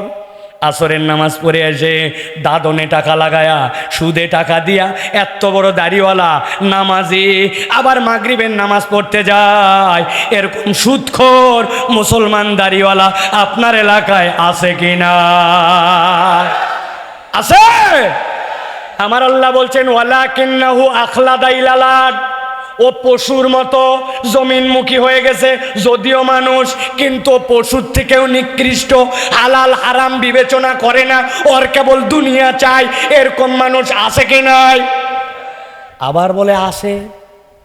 খুঁজে দেখেন আমাদের মধ্যে এই রোগ আছে, আমরা। কথা ঠিক না? এটা হলো 3 নম্বর রোগ। আল্লাহ বলছেন ও আমার হাবিব আপনি জানায় রাখেন তাদের আরেকটা রোগ আছে। 4 নম্বরে কি? ওয়াত্তাবা হাওয়া, সবচেয়ে সাংঘাতিক। আল্লাহ বলছেন ওই মানুষগুলা মন পছন্দ জিন্দেগি চালায়। ওয়াত্তাবা, অনুসরণ করে, হাওয়াহু, তার মন যেটা চায়। তার মানে যে একবারে আল্লাহকে মানে না তা না, আল্লাহকে মানে ওই পর্যন্ত যত দূর লাগে, আর যে পর্যন্ত লাগে না ওই পর্যন্ত আল্লাহ মানে না। পুরা রমজান মাস হেজাবি আপা, নেকাবি আপা, ঈদের দিনে 2 পিস আছে। মাহফিলে 60 বছরের মুরব্বী মহিলা আসছে, হাত মোজা, পা মোজা, নেকাব, বিরাট বড় পর্দানসীন, কিন্তু হাত ধরে নিয়ে আসছে একটা 18 বছর 19 বছর, উনার গায়ে গতরে কোনো কাপড় নাই, মশারির ড্রেস। জিজ্ঞাসা করছে চাচি তোমার তো পর্দা হালকা গো, তোমার যদি পিরিয়ড বন্ধ হয়ে যায়, মিন্স বন্ধ হয়ে যায়, তাহলে তোমার হাত মোজা না পরলেও চলে, পা মোজা না পরলেও চলে, কিন্তু যেই বেটির পর্দা করা লাগবে ওইটার গায়ে পর্দা নাই কেন? বলছে বাবা বেশি কথা বলিস না, আমি কিন্তু পর্দা ধরেছি, বিয়ের পরে আমার বেটিও ধরবেহীন ইনশাল্লাহ। ভাই কথা বলে আছে কিনা? এখন আপনি যে বিয়ের পরে পর্দা ধরলেন আর মেয়েকে বিয়ের পরে পর্দায় নিয়ে গেলেন, এইটা কি আল্লাহর হুকুমে নাকি আপনার নিজের ইচ্ছায়? ভালো করে বলেন, নিজের ইচ্ছা? তাহলে এই যে ধান্দাবাজির ইসলাম, মন পছন্দ জিন্দেগি, আল্লাহ বলছেন এই গ্রুপটা বড় ভয়ঙ্কর। এই মুরাব্বি, মুখের মধ্যে আপনার দাড়ি নাই কেন? 60 বছর প্লাস বয়স। বলছে তোমার চাচি দাড়ি অত লাইক করে না, চাচি আম্মা দাড়ি লাইক করে না জন্য উনি দাড়ি রাখে না। আমার নবী একজন পয়গম্বর, একজন সাহাবী দাড়িহীন ছিল না, আর উনি দাড়ি রাখে না। উনি আবার বলতেছে আমার ভালো লাগে না, আনস্মার্ট লাগে। ও যুবক ভালো করে শোনো, আল্লাহ কোরআনে বলতেছেন ওয়া ইন্নাকা লাআলা খুলুকিন আযীম। আমার হাবিবের থেকে স্মার্ট মানুষ পৃথিবীতে আল্লাহ সৃষ্টি করেন নাই। তার মুখে দাড়ি ছিল, আর তুমি দাড়ি না রেখে তোমাকে স্মার্ট বলো, দাড়িওয়ালাকে আনস্মার্ট বলো। তুমি যদি বুঝে বলো তোমার ঈমান চলে যাবে, ঠিক না? হিসাব করে কথা বলো। রাখতে পারো না, এটা তোমার ব্যর্থতা, কিন্তু দাড়ি রাখলে আনস্মার্ট লাগে। যে রাখে তার ব্যাপারে তোমার মনের মধ্যে কষ্ট লাগে। তুমি তাহলে ওয়াত্তাবা হাওয়া, মন পছন্দ জীবন চালাও, আল্লাহ পছন্দ নয়, ঠিক না? ঢাকা বিশ্ববিদ্যালয়ের এক লোক নাকি তার ছাত্রর একটা দাড়ি ছিল, ফুকু ফুকু দাড়ি। ওকে বলছে তোকে দেখলে তো ছাগল ছাগল লাগে। আপনি বলছেন নাউজুবিল্লাহ। ওই ছেলে বড় স্মার্ট, ও বলছে you are absolutely right sir. বলছে কি রে, তোকে আমি চেতানোর জন্য বললাম, তোর দাড়ি ফুকলা, দেখতে তোকে ছাগল ছাগল লাগে। বলছে আপনি কি ভুল বলেছেন, আমার যা দাড়ি তাই তো আপনি বলছেন আমাকে। কিন্তু স্যার আপনার সাথে আমার একটা কথা আছে, যদি সাহস দেন তো বলবো। বলছে বল। বলছে আমার দাড়ি এরকম, অনেক ছাগলের এরকম আছে, এই জন্য আমাকে দেখতে ছাগল ছাগল লাগে, কিন্তু আপনার মুখের দিকে আমি যতবার তাকাই ততবার আপনাকে কুত্তা কুত্তা লাগে। কুত্তার মুখে দাঁড়িয়ে আছে তো যা নাই তাই বলছি। আরো নিচে নামবো, নামি আর একটু নামি। মায়ের সাথে বাপ শুয়ে আছে এক পাশে, ছেলে মা বাপ শুয়ে আছে, মধ্যে ছোট বাচ্চা দুধের শিশু। রাত্রেবেলা ওর ঘুম ভেঙে গেছে, ঘুম ভেঙে ওই বাপের বুকের মধ্যে মুখ লাগাচ্ছে। খানিকক্ষণ পরে আমি না আমি না, ওইদিকে তোর মা। কি জন্য বাচ্চা কেমনে বুঝলো? ও হাতায় দেখছো মায়ের মুখোজা বাপের মুখোতা। আরো নাম্বার, আপনার লজ্জা করে না? আল্লাহ একটা নারীকে সব দিল, কিন্তু কোন নারী যদি আল্লাহর কাছে দোয়া করে, আল্লাহ আমার দাড়ি দাও, নারীর আল্লাহ দাড়ি দেয় নাই। পুরুষের সৌন্দর্য আল্লাহ দাড়ি দিছে, আর আপনি নারী হওয়ার চেষ্টা করেন। আমি আপনাকে অনুরোধ করতেছি, দাড়ি না রাখেন, মোষ রাখেন, যা গুনাহ হয় আমার হোক, তাও আপনি অভ্যাস করেন। প্রিয় ভাইয়েরা, ওয়াত্তাবা হাওয়া, আল্লাহ বলছেন মন পছন্দ জিন্দেগি চালায়ও না। আপনার আমার জীবন হিসাব করে দেখেন, আল্লাহর নির্দেশ যতটুকু মানি, তার থেকে বেশি আবার মন পছন্দ জিন্দেগি চালায়, ঠিক না? একটা উদাহরণ দিব আপনাদেরকে, যদি ঝামেলা না হয়। কিন্তু শর্ত হচ্ছে, এই দলে যারা আছেন তাদেরকে হাত তুলতে হবে সাহসের সাথে। পারবেন তো ইনশাআল্লাহ? আমাদের ঢাকায় কতগুলা ভিআইপি মুসলমান আছে, এদের দুই কাঁধে দুই ফেরেশতা আছে, বিশ্বাস করেন তো? করেন তো?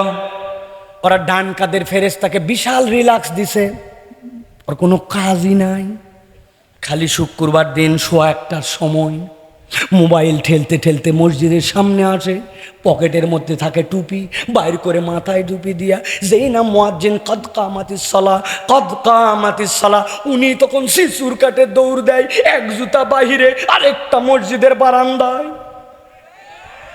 ভিআইপি মুসল্লি ফেরেশতা তখন উঠে বলতেছে, জনাব খলিলুর রহমান, রাসেল মিয়া, সোহেল সরকার, উনি 2 রাকাত জুম্মার নামাজ পড়েছেন। লেখেই আবার ডানের ফেরেশতা কাট, 1 সপ্তাহ কাম নাই।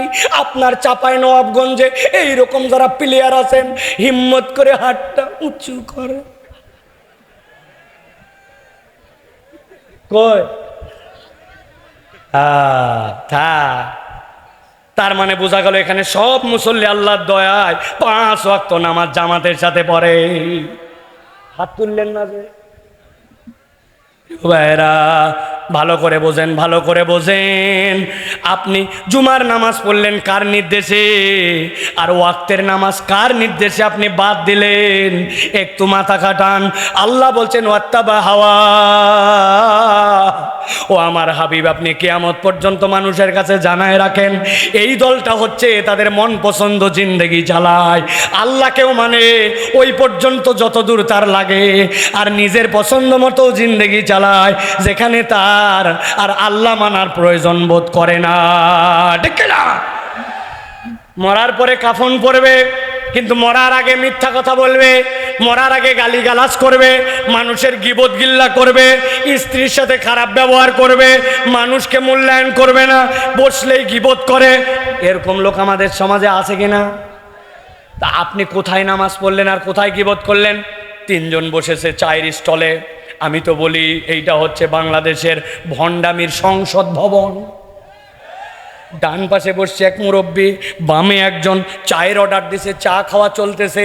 ডানের মুরব্বী বলছে, জানিস না আমাদের ইমাম সাহেব যে কেইসা খারাপের খারাপ, এই রোগটা তার আছে, এই সমস্যা তার আছে।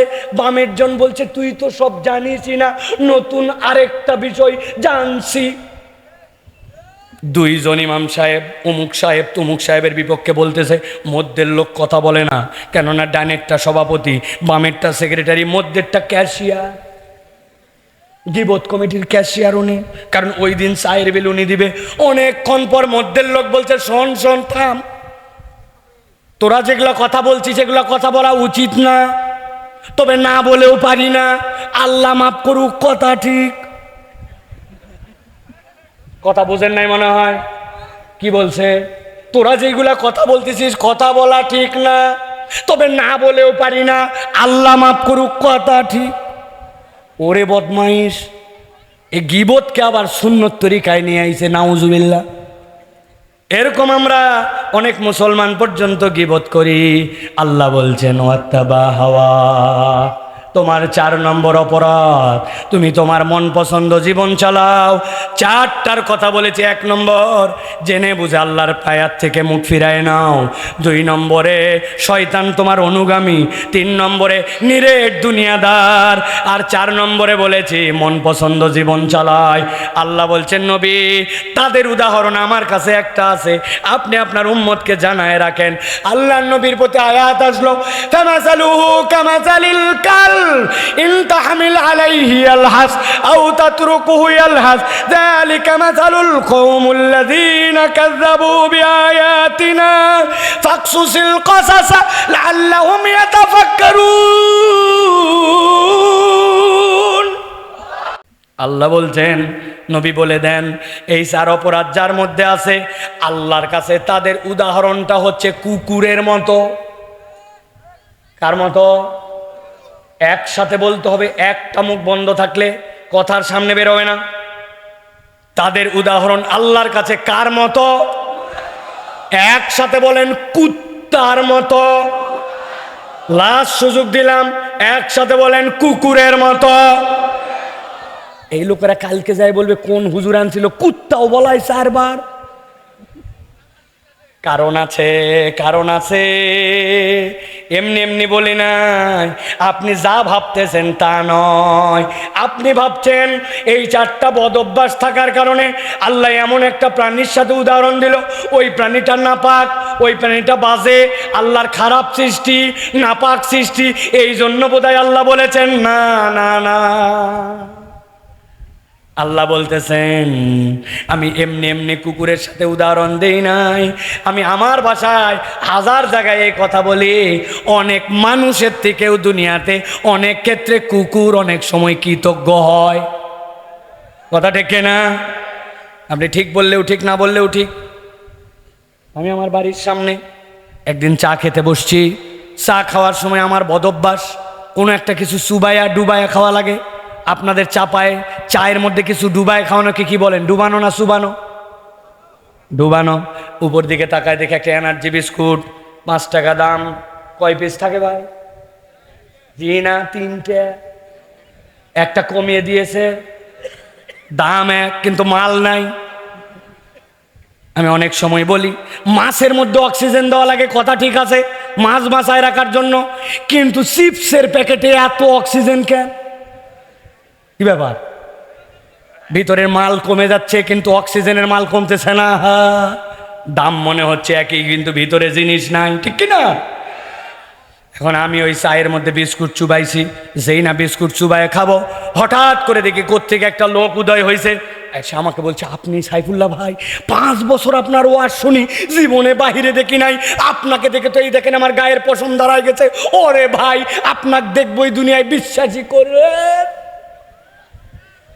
আমি বললাম, এরে ভাই থামেন, আমি সাইফুল্লাহ ভাই তো কি হয়েছে তাই? এতক্ষণ কথা বললেন, এখনো সালাম দেন নাই। বলছে হুজুর উত্তেজনায় ভুলে গেছি, আসসালামু আলাইকুম। বসেন বসেন, পরে ছবি টবি তুলবো, আগে আমার সাথে চা খান। এই যে চায়ের মধ্যে বিস্কুট ডুবানো, আর 8-10 সেকেন্ড পার হয়ে গেছে। যেই বিস্কুট তুলছি দেখি বিস্কুট আমার মুখ পর্যন্ত আসার আগেই অ্যাক্সিডেন্ট করে নিচে পড়ে গেছে।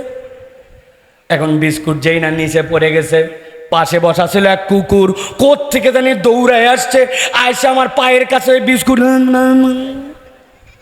3 টান দিয়ে ক্লিয়ার। ওই দিনের মতো আমার চা খাওয়া শেষ। পরের দিন আবার যেই না ওই দোকানে আসছি, চা খাওয়ার জন্য বসছি, বসা মাত্র দেখি কোত্থেকে একটা কুকুর আসছে। আসার পরে মাথা নিচু করে দিয়া আমার গা ঘেঁষটাতে চায়। দোকানদারকে বললাম, কুত্তা সরান, তাড়াতাড়ি সরান, নামাজ পড়তে যাবো, কুত্তার গায়ে নাপাক আছে কি না আছে, ভেজা কি না ভেজা বোঝা যাচ্ছে না, গায়ে লাগলে নাপাক হবে, সরান। বলছে, হুজুর টেনশন নিয়েন না, এই কুকুর আপনাকে ডিস্টার্ব করতে আসে নাই। গতকালকে আপনি ওরে যে বিস্কুট খাওয়াইছিলেন, ওই বিস্কুট খাওয়ানোর কৃতজ্ঞতায় তাকায় দেখেন লেজ নামানো, মাথা নিচু, আপনাকে নড়ে চড়ে ওই কৃতজ্ঞতা বোধ দেওয়ার জন্য আপনার কাছে আসছে। আমি চাপায়ের মুসলমানকে জিজ্ঞাসা করব, একবারে পেছন থেকে সামনে উত্তর দিবেন, যেই কুকুর আজকে মাথা নিচু করে আমার কাছে কৃতজ্ঞতা জানায়, গতকালকে ওই কুকুরকে কি আমি বিস্কুট খাওয়াইছিলাম নাকি বিস্কুট পড়ে গেছিল? ওই কুকুরকে বিস্কুট খাওয়াইছিলাম নাকি বিস্কুট অ্যাক্সিডেন্ট করছিল? তাহলে পড়ে যাওয়া বিস্কুট চেটে খেয়ে 24 ঘন্টা পরে কুকুর কৃতজ্ঞতা জানায়, কিন্তু আপনি এরকম মানুষ খুঁজে পাবেন দিছেন, তার প্রয়োজনে এখন আপনার প্রয়োজন টাকা ব্যাক করে না, তার প্রয়োজনে আগায় গেছিলেন, এখন আপনার প্রয়োজন আপনাকে চিনতে পারে না, তার বিপদের সময় আপনি আপনার বন্ধুত্ব নিয়ে ঝাঁপায় পড়ছিলেন, এখন আপনার প্রয়োজন আপনাকে তো ফেরত দেয় না, উল্টা সুযোগ পাইলে উপকার না করে বাঁশ দেওয়ার জন্য রেডি। আল্লাহ বললেন ফামাসালুহু কামাসালিল কালব, ওই মানুষ যাদের 4টা অপরাধ আছে তাদের উদাহরণ আল্লাহর কাছে কুকুরের মতো।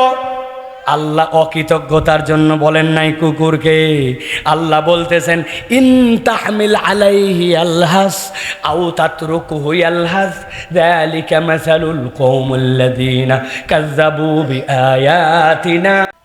শান্তি নাই, অস্থিরতা ফুরায় না। এক ব্যক্তি বাংলাদেশের 57,000 কোটি টাকা বিদেশে পাচার করছে, এক জীবনে 5 কোটি টাকা খরচ মানুষ করতে পারবে না, কিন্তু 57,000 টাকা করার পরেও মন ভরে নাই। কথা ঠিক না? ও যুবক, তুমি হয়তো ভাবতে পারো হুজুর আধুনিক দুনিয়া একটু হয়, দুনিয়ার জীবন এরকম অস্থির অস্থির হয়, কিন্তু দুনিয়ার জীবন একমাত্র তোমার আমার জীবন নয়।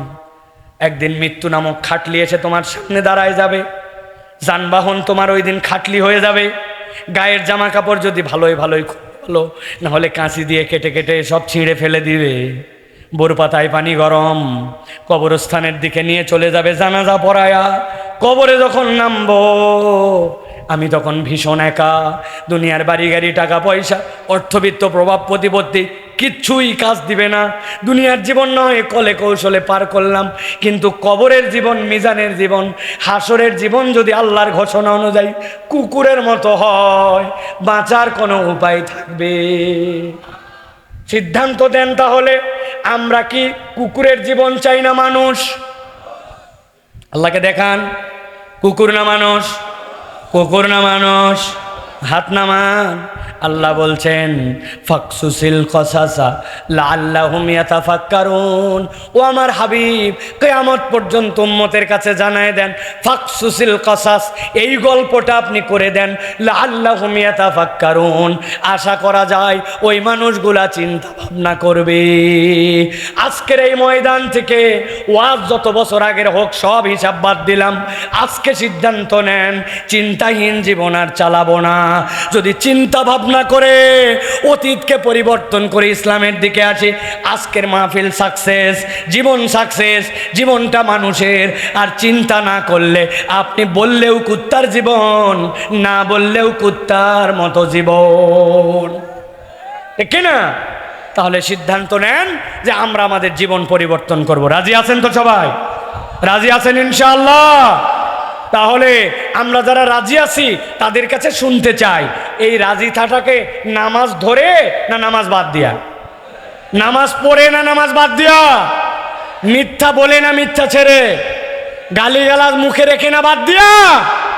হারাম দেখে না হারাম বাদ দিয়া? মোবাইলের গান বাজনা এগুলো ডিলিট করে না রেখে? কথা বলেন। বাপ মায়ের সাথে বেয়াদবি করে না বেয়াদবিহীন হয়ে? আদব বলা হয়। রাজি আছেন সবাই? ডান হাতটা খালি উঁচু করবেন, বাম হাত না, ডান হাত তুলছেন সবাই? সবাই তুলছেন? টান করে আল্লাহকে দেখান, আল্লাহ আমরা চিন্তাশীল মুসলমান হতে চাই, আজকের ওয়াজ অনুযায়ী জীবন পরিবর্তন করতে চাই। বলেন আল্লাহুম্মা আমিন। জোরে বলেন, একজনও বাদ দিয়ে না, বলেন আল্লাহুম্মা আমিন। আল্লাহ আমাদেরকে কবুল করবেন, আল্লাহুম্মা আমিন। আমি দেখেছি আলোচনার শুরুতেই আমার কোনো পরামর্শ ছাড়াই একদল লোক ভিতরে ব্যাগ নিয়ে চলে গেছে আপনাদের কাছে, কিন্তু সকলের কাছে পৌঁছাতে পারে নাই। আমি আজকের মাহফিলে আমাদের ভাইদের জন্য 60 সেকেন্ড আপনাদের কাছে চেয়ে নিলাম। এতক্ষণ বসেছিলেন, একজনও উঠতে পারবেন না, গুনে গুনে 60 সেকেন্ড যে কোনো একজন কাউন্টডাউন করবেন, বলা মাত্র 1 2 করে।